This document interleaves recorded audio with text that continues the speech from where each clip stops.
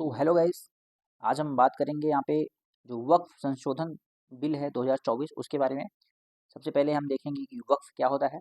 उसके बाद थोड़ा सा हम वक्फ के इतिहास पर भी चलेंगे कि वक्फ एक्ट कब सबसे पहले आया था, और ये जो वक्फ एक्ट 2024 है वो एक्चुअली में क्या है, और उसके बारे में जो भी विवादी मुद्दे हैं उसके बारे में भी हम डिस्कशन करेंगे।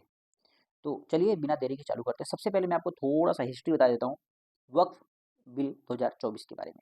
देखिए, ये सबसे पहले मैं आपको बता दूं कि जो वक्फ शब्द है ये सबसे पहले दिल्ली सल्तनत के टाइम में सुना गया था। दिल्ली सल्तनत के टाइम में, ठीक है। और ये भारत में सबसे पहले 1954 एक्ट के थ्रू वक्फ एक्ट आया था, ठीक है। उसके बाद 1995 में आया, और वक्फ अमेंडमेंट बिल 2024 जो है ये अमेंडमेंट बिल है। अमेंडमेंट का मतलब होता है संशोधन। और ये किसमें संशोधन किया गया है मैं आपको बता दूं, ये 1995 के एक्ट में यहाँ पे संशोधन किया गया है, जो कि हमारा ये वाला है। इसमें ये संशोधन किया गया है।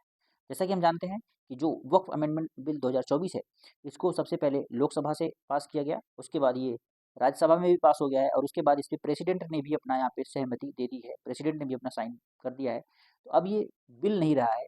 जब हमने संविधान में पढ़ा है कि जब कोई बिल यहाँ पे प्रेसिडेंट उस पर साइन कर देता है तो वो एक्ट बन जाता है। तो अब ये एक एक्ट बन गया है, ठीक है। तो ये थोड़ा सा इसका हिस्ट्री था। अब हम जानेंगे एक्चुअली में वक्फ क्या होता है, क्योंकि सबसे इंटरेस्टिंग है वक्फ क्या है।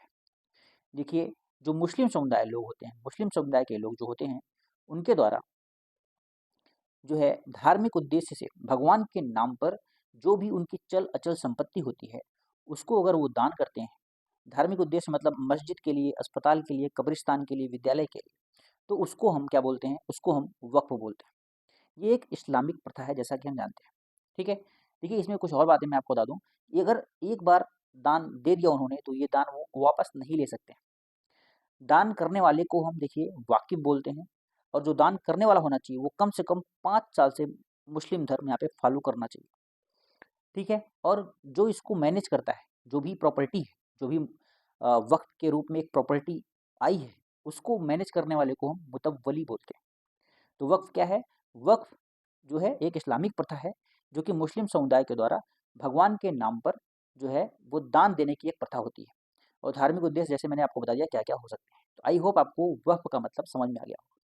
अब इसमें कंट्रोवर्सी क्या है, मतलब यहाँ पे प्रॉब्लम की बातें क्या क्या हैं, हम उसके बारे में हम बात कर लेते हैं, ठीक है। देखिए, सबसे पहला जो प्रॉब्लम है वो है कि अभी तक जो भी प्रॉपर्टी होती थी, जो भी प्रॉपर्टी होती थी, वो उसको वहाँ पे कोई कैटेगराइज नहीं कर पाता था कि ये प्रॉपर्टी सरकारी है, ये वक्फ की है कि निजी की है। तो इसमें सबसे बड़ी प्रॉब्लम होती थी, बहुत सारी की जो सरकारी संपत्ति थी उसको भी यहाँ पे वक्फ का पार्ट बना दिया गया है, बहुत सारी सरकारी संपत्ति को भी, ठीक है। तो अब इसको अभी तक क्योंकि वक्फ ट्रिब्यूनल इसको यहाँ पे तय करता था, और वक्फ के ट्रिब्यूनल का जो डिसीजन होता था वो हम चैलेंज नहीं कर सकते थे किसी भी कोर्ट में भारत में। समझ गए आप बात? तो अब इसको जो है इस अमेंडमेंट के थ्रू जो ये प्रॉपर्टी होगी यहाँ पे वक्फ की, उसको डिस्ट्रिक्ट कलेक्टर यहाँ पे सबसे पहले बताया गया कि डिस्ट्रिक्ट कलेक्टर इसको यहाँ पे बताएंगे। लेकिन बाद में क्योंकि डिस्ट्रिक्ट कलेक्टर भी स्टेट का इंसान है, तो इस वजह से डिस्ट्रिक्ट कलेक्टर को भी हटा दिया गया, और इसके जगह पे अब स्टेट क्या करेगा, खुद ही यहाँ पे एक पर्सन अपॉइंट करेगा, जो कि डिस्ट्रिक्ट कलेक्टर के ऊपर का रैंक का इंसान वो होगा। आई थिंक आपको समझ में आ गया होगा, ठीक है। वो जो है प्रॉपर्टी को यहाँ पे क्या करेगा, क्लासिफाई करेगा कि ये प्रॉपर्टी सरकारी है या वक्फ की है या निजी है। दूसरा दूसरा जो डिबेट है कि मान लीजिए कोई प्रॉपर्टी है जो कि 500 सालों से यहाँ पे कब्रिस्तान के रूप में प्रयोग की जा रही है, ठीक है।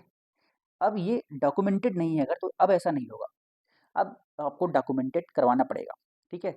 अब क्योंकि इसमें ऐसे क्या होगा, डॉक्यूमेंटेड करवाने से क्या होगा, बहुत सारे जो पहले से चले आ रहे हैं वो भी क्या होंगे, इस कैटेगरी में आ जाएंगे। तो शायद ये भी एक जो है चैलेंज, वो एक ये भी एक जो है डिबेट का इशू है, ठीक है। तीसरा जो है वो है जो वक्फ बोर्ड का कंपोजिशन है, उसके बारे में भी चेंज हुआ है, उसमें भी चेंज हुआ है। उसके जो सीईओ होंगे अब, उसके जो सीईओ होंगे वो अब जो है वो एक गैर मुस्लिम को यहाँ पे सीईओ बना दिया गया है, ठीक है। और इसमें कम से कम 2 गैर मुस्लिम सदस्य भी अब होंगे वक्फ बोर्ड संगठन में। तो इसको लेकर भी काफ़ी यहाँ पे ह्यू एंड क्राई कंट्री में चल रहा है। पहले क्या होता था कि सेंटर का एक अलग वक्फ बोर्ड होता था, स्टेट का एक अलग अपना एक वक्फ बोर्ड होता था। देखिए, वक्फ बोर्ड क्या होता है एक्चुअली में, वक्फ बोर्ड जो है ये एक प्रशासनिक संस्था है, जो कि क्या करती है, ये वक्फ बोर्ड जो है जो भी संपत्ति होती है, जो भी संपत्ति होती है उसको रेगुलेट करती है, आप बोल सकते हो, उसको रेगुलेट करती है। रेगुलेट का मतलब है कि जो भी पैसा जिस उद्देश्य से आया था, क्या उसकी यहाँ पे पूर्ति हुई कि नहीं हुई। मान लीजिए कोई पैसा आया है अस्पताल बनने के लिए, तो क्या उस पैसे से अस्पताल बना कि नहीं बना, ये जो है रेगुलेट करने का काम वक्फ बोर्ड करता है। ठीक है। तो नेक्स्ट है, नेक्स्ट प्रॉब्लम जो है वो है कि जो मैंने बताया, इसको पहले ही बता दिया मैंने, सॉरी, इसको मैंने पहले ही बता दिया कि वक्फ जो बोर्ड होगा, वक्फ जो ट्रिब्यूनल है, उसके डिसीजन अभी तक चैलेंज नहीं किए सकते थे, लेकिन अब हम इसको हाई कोर्ट में चैलेंज कर सकते हैं। ठीक है। नेक्स्ट है हमारा कि अब जो भी प्रॉपर्टी है उसका एक डिजिटल डेटाबेस तैयार किया जाएगा 6 महीने के अंदर अंदर। और मान लीजिए किसी भी प्रॉपर्टी को पता करने में 6 महीने से ज़्यादा लग जाता है, तो उसके टाइम को यहाँ पे जॉइंट पार्लियामेंट्री कमेटी यहाँ पे उसके टाइम को यहाँ पे बढ़ा सकती है। ठीक है। तो ये इश्यूज थे यहाँ पे। आई होप आपको समझ में आया होगा, और समझ में अगर आया हो तो हमारे चैनल को सब्सक्राइब भी करिएगा।